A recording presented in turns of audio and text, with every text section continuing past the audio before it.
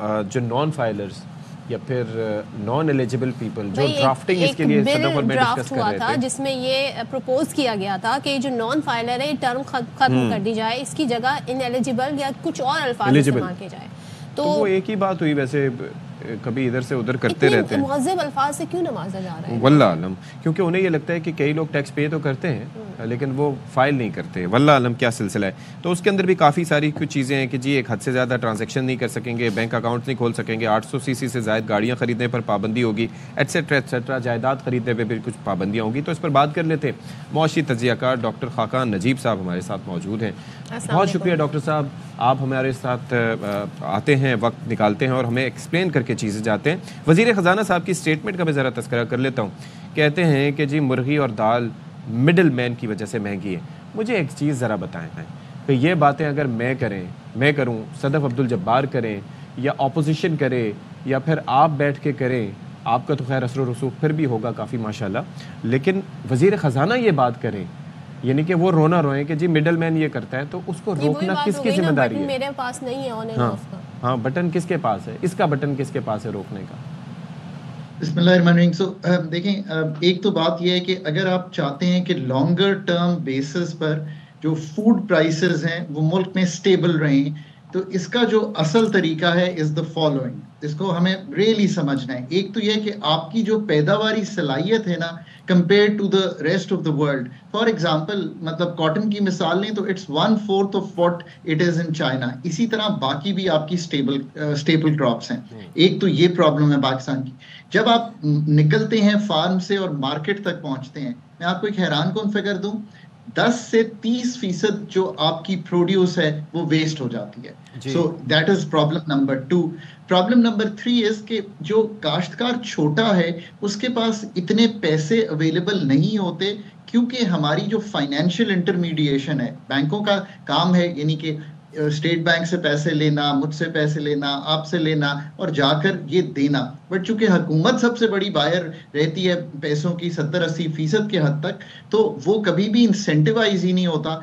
इसलिए जो तीसरी बड़ी कबाहत है वो है मिडलमैन। मिडलमैन सस्ते दामों पर और हाई इंटरेस्ट रेट पर चीजें खरीदते हैं और फिर वो उसको एज अ होलसेलर बनकर रिटेल तक लाते हुए उसकी कीमत बढ़ जाती है। सो ये है तीसरी बात। चौथी बात यह है कि जिसको कहेंगे ना आप टेक्नोलॉजी अडॉप्शन, यानी कि जो हमारी मार्केट मैकेनिज्म है, कोल्ड स्टोरेजेस हैं, ये सब भी पाकिस्तान में मिसिंग है। ये है चौथी बात। पांचवी बात यह है कि क्रॉप्स की बहुत डाइवर्सिफिकेशन और क्रॉप्स की यील्ड्स की इंप्रूवमेंट में जो सारी लीगल, अगेन ये सरकार पे आ जाती है बात, काम होने वाले हैं वो भी हमें करने हैं।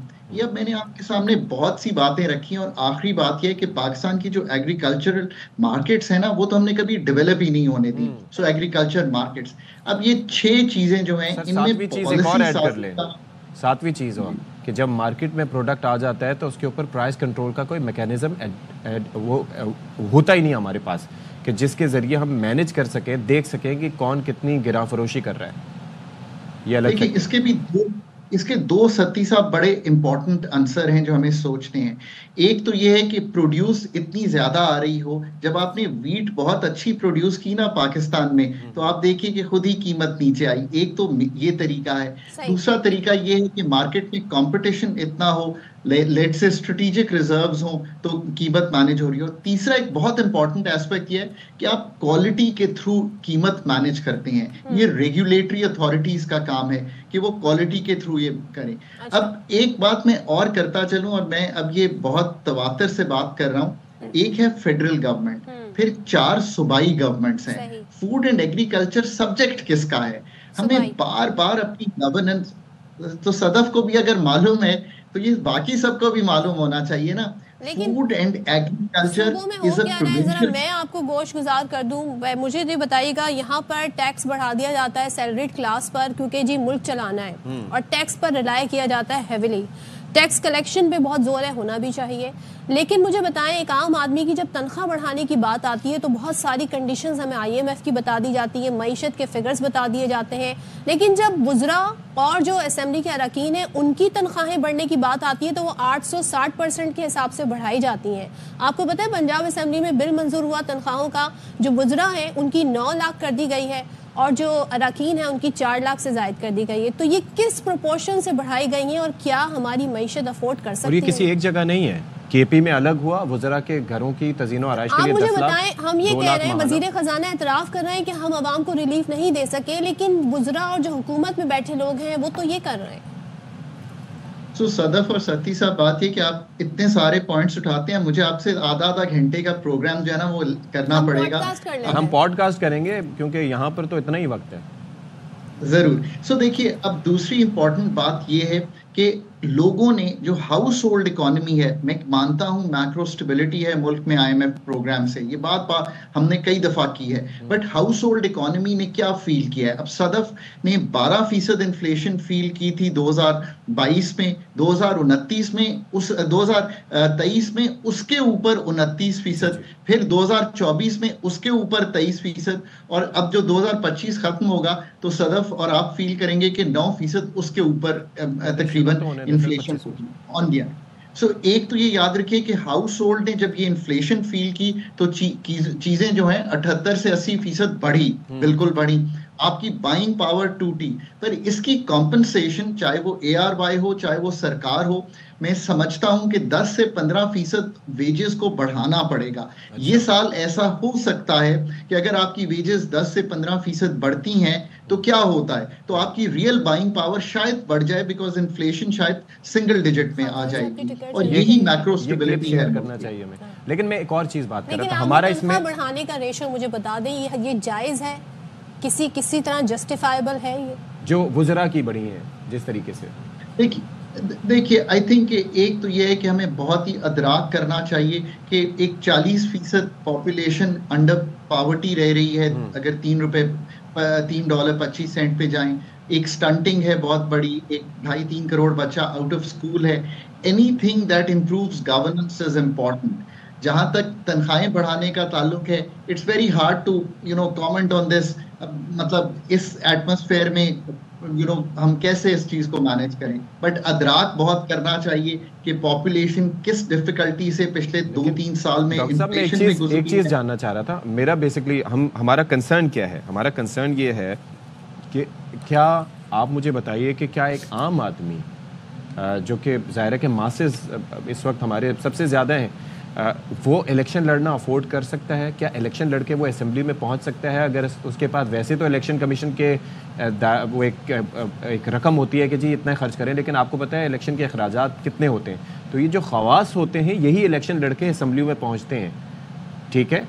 और फिर वही लोग अपनी तनख्वाहों, पर्क्स एंड प्रिविलेजेस में अगर ऐसे इजाफा करेंगे, जबकि मुल्क का हाल आपके ये है कि हम स्टैंड बाय एग्रीमेंट्स और IMF के लोन्स और फिर आवाम और जिनकी भी एक परसेंटेज टैक्स देती है और बाकी जो है वो सारा उसके ऊपर बेनिफिट्स लेते हैं, तो क्या ये जुल्म नहीं है?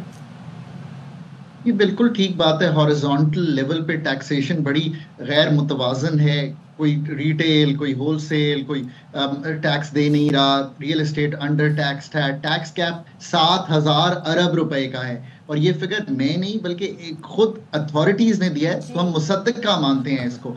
अब अगर 7,000 अरब रुपए का जिस मुल्क में टैक्स गैप हो, जस्ट टू अंडरस्टैंड इट, हम पूरे मुल्क से 13,000 अरब कलेक्ट करने जा रहे हैं, पर अथॉरिटीज ये कह रही हैं कि 7,000 अरब की जो है टैक्स गैप है, जिसका मतलब है कि टैक्स कलेक्ट होना चाहिए, वो नहीं हो रहा। ये बात आपकी बिल्कुल दुरुस्त है, इसमें कोई दो आरा नहीं हो सकती। अब इस सब चीज का अदराक देखिए, जहां तक पॉलिटिकल प्रोसेस का ताल्लुक है ना, इसमें बहुत से रिफॉर्म इसमें भी होने वाले हैं। पार्टीज को स्ट्रांग होना चाहिए। मैं तो कहता हूं कि इतना स्ट्रांग होना चाहिए कि वो एक्सपेंसेस बेयर कर सकें of those professional candidates, of those good human beings जिनको हमें लाना है। और इसमें बहुत सी चीजें ठीक होने वाली हैं। क्या टर्म्स होनी चाहिए, क्या वही चेहरे होने चाहिए, कैसे न्यू ब्लड इंडक्ट होगा। अब ये बिल्कुल एक आप डिफरेंट अब ज़ाहिर है होना ये चाहिए आइडियली स्पीकिंग, मगर अनफॉर्चुनेटली ऐसा है नहीं। शायद खान साहब, ये जो नॉन फाइलर्स इशू है, पहले तो मुझे बताएं, हमें कहा गया था जी कोई बिल ड्राफ्ट हुआ है जिसमें ये नॉन फाइलर्स की टर्म निकाल दी जाएगी। ये मामला कहाँ तक पहुंचा? दूसरे ये अब क्या जो ये कहा जा रहा है, अब ये स्टेप्स लिए जाएंगे कि जायदाद नहीं खरीद सकेंगे, 800 सीसी से ऊपर की गाड़ी नहीं खरीद सकेंगे, बैंक अकाउंट नहीं खुलवा सकेंगे। इसके इम्प्लीमेंटेशन के बाद होगा क्या? क्या वो फाइलर बन जाएंगे? क्या हमारे जो टैक्स कलेक्शन है उसमें इजाफा हो जाएगा? होगा क्या? ये क्यों हमें करना पड़ रहा है? देखिए, एक इन्फोर्समेंट जो है ना, वो हमारा कमजोर तरीन एरिया रहा है जहां तक टैक्स अथॉरिटीज का ताल्लुक है over the last few decades. कोई मैं एक अथॉरिटी की बात नहीं कर रहा। इन्फोर्समेंट को स्ट्रेंथन करने के लिए, और ये भी याद रखिए कि फरवरी में IMF अगेन आएगा और एक शॉर्टफॉल होगा, तो उनको भी हमने कुछ सेटिस्फाई करना है। सो हमने एक नया लॉ बनाया जिसमें जो फाइलर है उसके गिर्द, जिसे कहेंगे नॉन फाइलर के गिर्द जो गहरा, जो आप समझें कि उसको टाइटन करना है regulations around the non filer.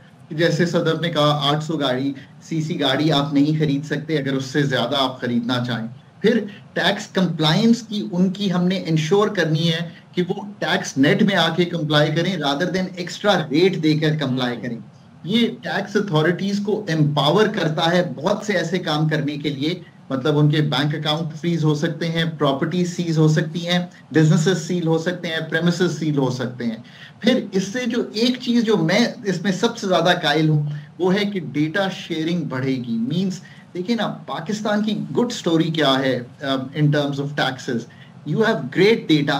आप सदफ का बैंक अकाउंट का डेटा, सदफ का फैमिली ट्री, सदफ की प्रॉपर्टीज का डेटा, सदफ की गाड़ियों का डेटा, ये सब डेटा जो है, बोलते हैं मेरी पाकिस्तान समेत दुनिया भर में कहीं प्रॉपर्टीज नहीं है, ये सब स्टेट के पास मौजूद है। पर डेटा माइनिंग और data sharing is real enforcement. So let's hope कि हम इस चीज की तरफ जाएं, इसको बिल्ड करें। And you want to ask these guys to be registered, to file their proper income tax. ये हाई वैल्यू एसेट्स जो हैं नॉन फाइलर्स के, उन तक पहुंचने की एक कोशिश है।